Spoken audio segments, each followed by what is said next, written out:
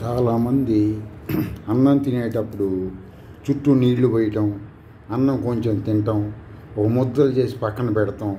తర్వాత కొంతమంది హోటల్స్ దగ్గరికి వెళ్తే ఏదన్నా స్వాములు మాలలో ఉన్నవాళ్ళు వీళ్ళు ఒక ముద్ద పక్కన పెడతాం, కొంచెం టీ కింద పోయటం, తినేది ఏదైనా ఉంటే కింద పడేయటం, ఇలా విచిత్రంగా చేస్తుంటారు. దీనికి వేదంలో ఏం చెప్పారు అంటే, మన శరీరంలో 5 ప్రాణవాయువులు ఉంటాయి. ప్రాణాయ, వ్యానాయ, అపానాయ, ఉదనాయ, సమానాయ. ఈ 5 వాయువులు నీ శరీరాన్ని, నాడీ వ్యవస్థ కానీ మొత్తం A to Z all in one అవి కంట్రోల్ చేస్తుంటాయి. వాటికి ఆహారం ఇవ్వమని వేదం చెప్పింది. అవి బాగుంటేనే జీవుడు ఉంటాడు, లేకపోతే తీసి బయట పారేస్తాడు. వాటికి ఆహారం ప్రకృతి నుంచి వచ్చింది ఇవ్వాలి, కానీ ప్రకృతి నుంచి డైరెక్ట్గా వచ్చినటువంటిది ఇవ్వలేడు మానవుడు. ఎందుకని? వాడికి రుచి కావాలి. నాలిక వెనక్కి వెళ్ళిన ఏ ఆహారమైనా మలముగా మారుతుంది. ఆ జ్ఞానం ఉండకుండా ఉప్పు, కారం, రకరకాల రుచులు ఇవన్నీ కోరుకుంటూ ఉంటాడు. ఈ రుచులు ఇలా చేయటం కరెక్ట్ కాదు. భవిష్యత్తులో వీళ్ళు మానవులని ఆలోచించి, ఇది ఇప్పటి విషయం కాదు, సనాతనది. మీకు ఈ విషయంలో పూర్తి క్లారిటీ, పూర్తి సబ్జెక్ట్ కావాలంటే శంకరాచార్యుల వారి బ్రహ్మసూత్ర భాష్యంలో ఉంటుంది, చూసుకోండి. అన్నం తినేటప్పుడు ప్రతి మానవుడు ఏమి చెయ్యాలంటే, ప్రాథమికముగా ఆ అన్నము మొత్తం పెట్టుకొని కూరలు అన్నీ వేసుకున్న తర్వాత కుడి చేతిలో నీళ్లు పోసుకొని చూపుడు వేలు తగలకుండా, చూపుడు వేలు తగిలితే అరిష్టం,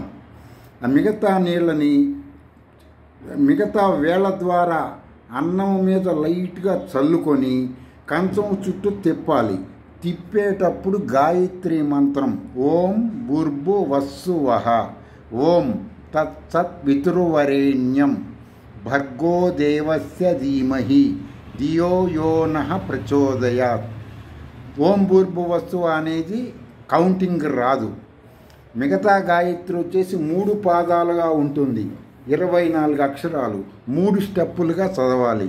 ఓం భూర్భువస్సువః, ఓం తత్సత్ పితృవరేణ్యం, భర్గో దేవస్య ధీమహి ధియో యో నః ప్రచోదయాత్.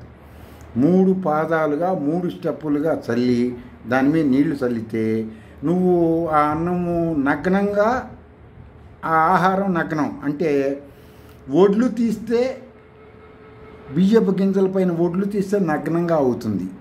కూరలకి చెక్కులు తీయటం, ముక్కలు కొయ్యటం ఇవన్నీ కూడా నగ్నంగా ముక్కలు చేసినట్టు, కథం చేసినట్టు అవుతుంది. ఈ పాప దోష పరిహారార్థం గాయత్రి మంత్రం చదవాలి.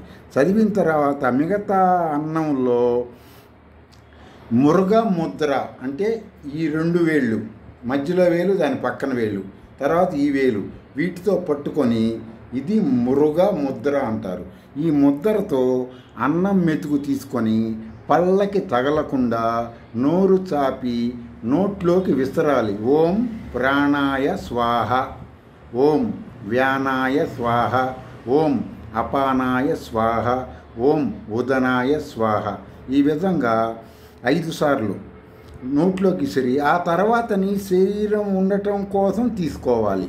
నీలో ఉన్న ప్రాణములకి ఫస్ట్ ఇయ్యాలి, ఆ తర్వాత నీ శరీరం కోసం తినాలి. వీటిలో ఇంకా చాలా లోతుగా నిగూఢాలు ఉన్నాయి. నేను ప్రాథమికంగానే చెప్పాను, అందరూ చేసుకునేది చెప్పాను. అంటే ప్రతి మానవుడు అమృతపుత్రుడు, పశువు కాదు. పశువులాగా తినకుండా ఉండటానికి నేను ఆత్మపుత్రుణ్ణి అని తెలుసుకోవటం కోసం ప్రతి మానవుడు ఈ విధంగా చేస్తే వాడికి మలబద్ధకం రావటం, కొన్ని డిసీజులు రావు. తర్వాత ఈ ప్రాణాయ అంటే, మీరు ఆల్రెడీ టెక్నాలజీ పెరిగింది కాబట్టి నెట్లోకి వెళ్ళి ప్రాణాయ స్వాహ అంటే ఏంటి, వ్యానాయ స్వాహ అంటే ఏంటి అని వివరాలు తెలుసుకొని నేను చెప్పింది ఎంతవరకు కరెక్టో వినండి, ఆచరించండి, మిమ్మల్ని మీరు తీర్చుకోండి. అంతేగాని వాళ్ళెవరో చాలామందికి నేను కొన్ని సనాతన కుటుంబాల్లో కూడా ఈ విధంగా చేస్తుంటే చాలామందిని అడిగా. వాళ్ళు ఏదేదో చెబుతారు. ఇవి శాస్త్ర ప్రామాణికం కాదు. వాళ్ళు ఎవరు చెప్పినమైనా నేను చెప్పింది వేద ప్రామాణికమైంది. అన్నం నగ్నంగా నువ్వు నగ్నంగా కాదు, అన్నం నగ్నంగా ఉన్నదాన్ని శరీరంలో ఉన్న పంచభూతములకి ఆహారంగా ఇవ్వకూడదు, పాపము కాబట్టి గాయత్రి మంత్రం వేదాంగీకారం కాబట్టి చదవాలి.